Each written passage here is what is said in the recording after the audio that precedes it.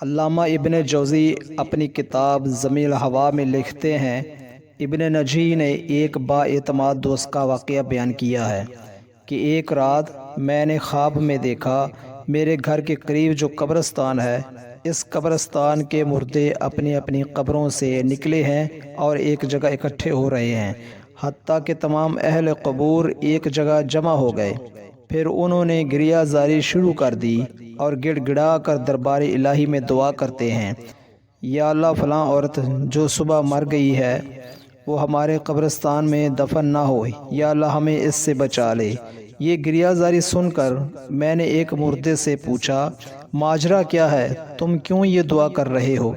اس نے بتایا، جو عورت آج مری ہے جہنمی ہے، اگر یہ ہمارے قبرستان میں دفن کر دی گئی تو ہمیں اس کا عذاب دیکھنے میں تکلیف ہوگی، اس لیے ہم گریہ زاری کر رہے ہیں اور گڑ گڑا کر دعائیں مانگ رہے ہیں۔ یہ سن کر میں بیدار ہو گیا اور سخت متعجب ہوا۔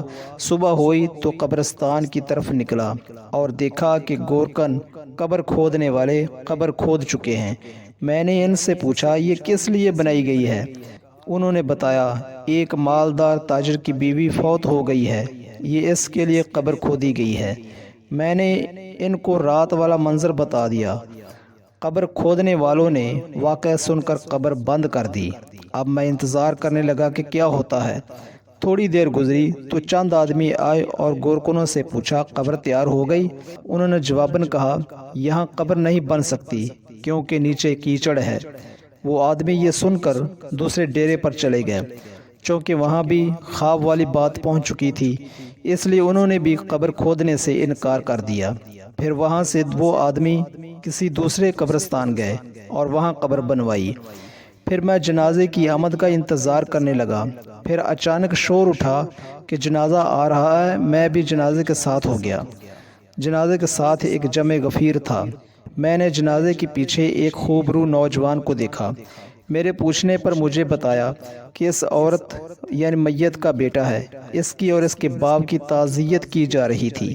جب میت دفن کر دی گئی تو میں ان دونوں کے قریب گیا اور کہا کہ میں نے رات ایک خواب دیکھا ہے، اگر اجازت ہو تو بیان کر دوں۔ یہ سن کر باپ نے یعنی مرنے والے کے خاوند نے کہا، مجھے خواب سننے کی ضرورت نہیں، لیکن لڑکے نے کہا، سنائیے۔ تو میں اسے علیحدہ لے گیا اور خواب بیان کر دیا۔ پھر اس سے کہا، تجھے چاہیے کہ تو اس بات کی تفتیش کرے اور وجہ معلوم کرے کہ کیوں قبر والوں نے گڑ گڑا کر دعائیں کی ہیں۔ اس نوجوان نے کہا، تو مجھے کچھ معلوم نہیں، مگر اتنا جانتا ہوں کہ میری ماں شراب نوشی کرتی تھی اور گانے سنتی تھی، نیز دیگر عورتوں پر بہتان لگایا کرتی تھی، مگر یہ افعال اتنے سنگین نہیں کہ یہاں تک بات پہنچ جائے کہ مردے بھی دعائیں کریں کہ یہ ہم میں دفن نہ ہو۔ ہمارے ہاں گھر میں ایک بوڑھی عورت ہے جس کی عمر 99 سال کی ہے، وہ میری ماں کی دایا اور خدمت گار تھی۔ اگر آپ چاہیں تو چلیں، چل کر اس سے پوچھیں، شاید وہ میری ماں کا کردار جانتی ہو۔ پھر ہم دونوں اس نوجوان کے گھر گئے۔ اس نوجوان نے مجھے ایک بالا خانے میں داخل کر دیا، وہاں معمر خاتون بیٹھی تھی۔ اس نوجوان نے بڑھیا کو میری طرف متوجہ کیا۔ میں نے خواب بیان کر پوچھا، اماں کیا تیرے پاس کچھ معلومات ہیں؟ یہ سن کر بڑھیا نے کہا، میں اللہ سے دعا کرتی ہوں کہ وہ اسے بخش دے، وہ عورت بہت زیادہ بدکار تھی۔ اس پر نوجوان نے بڑھیا سے پوچھا، کیا میری ماں شراب نوشی، گانا سننے اور عورتوں پر بہتان لگانے کے سوا بھی گناہ کرتی تھی؟ بڑھیا نے کہا، بیٹا اگر تو برا نہ مانے تو میں بتا دیتی ہوں، کیونکہ اس آدمی نے جو خواب بیان کیا ہے یہ تیری ماں کے گناہوں کے سامنے معمولی ہے۔ یہ سن کر نوجوان نے کہا، میں چاہتا ہوں کہ تو ہمیں بتائے تاکہ ہم ایسے کردار سے بچ جائیں اور عبرت حاصل کریں۔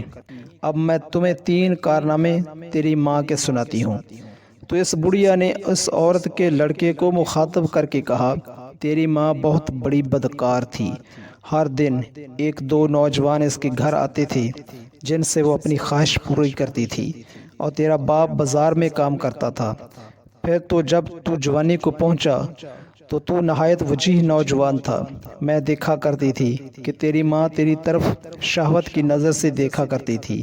حتیٰ کہ ایک دن تیری ماں نے مجھے کہہ دیا کہ میں اپنے بیٹے پر فریفتہ ہو گئی ہوں، لہذا کسی طریقے سے اس کو میری طرف راغب کر۔ میں نے سن کر تیری ماں سے کہا، بیٹی یہاں تک کیوں جاتی ہے؟ تیرے لیے اور بہت سارے نوجوان ہیں جن سے تو اپنی خواہش پوری کرا سکتی ہے، لیکن بیٹی تو اللہ تعالیٰ سے ڈر اور اس ارادے سے باز آ جا۔ تو تیری ماں کہتی تھی، نہیں، مجھے اس کے سوا صبر نہیں ہے۔ تو میں نے تیری ماں سے پوچھا، تو اس مقصد میں کیسے کامیاب ہو سکتی ہے؟ حالانکہ تیرا بیٹا ابھی نوعمر ہے، تو خواہ مخواہ بدنام ہوگی، لہذا خدا کے لیے اس ارادے سے باز آ جا۔ تو تیری ماں نے مجھ سے کہا، اماں تو میری مدد کرے تو میں کامیاب ہو سکتی ہوں۔ میں نے پوچھا، کیا ہلا کیا جائے؟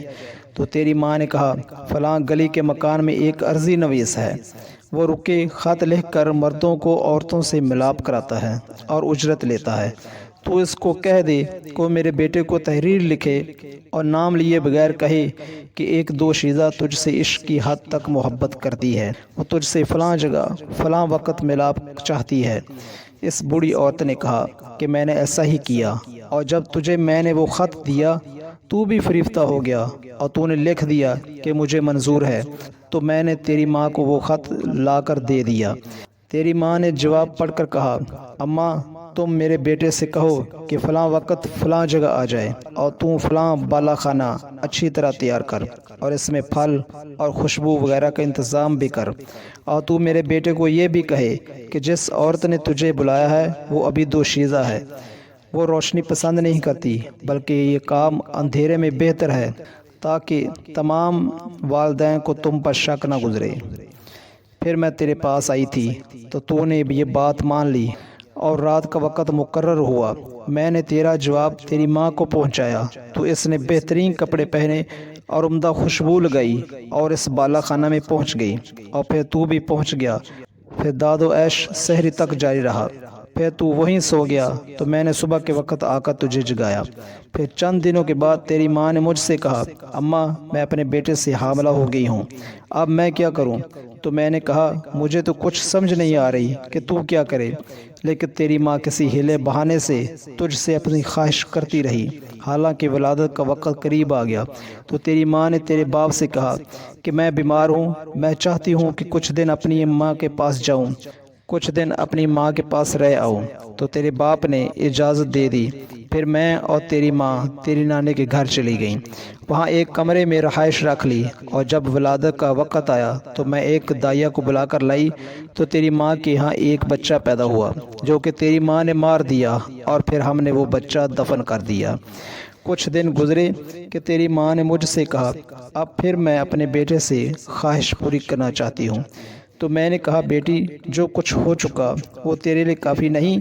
تو تیری ماں نے کہا، مجھے صبر نہیں ہے، اور پھر اسی طرح یہ سلسلہ شروع ہو گیا۔ پھر جب وہ بڑھیا دوسرا واقعہ سنانے لگی تو اس عورت کے بیٹے نے یہ کہہ کر بات ختم کر دی، اماں بس کر، اتنا ہی کافی ہے، اللہ تعالیٰ میری ماں پر لعنت کرے اور ساتھ تجھ پر بھی لعنت ہو۔ یہ کہہ کر وہ اٹھ کھڑا ہوا اور میں بھی اس کے ساتھ اٹھ کر آ گیا۔ کاش وہ بڑھیا دوسرے واقعات بھی سنا دیتی۔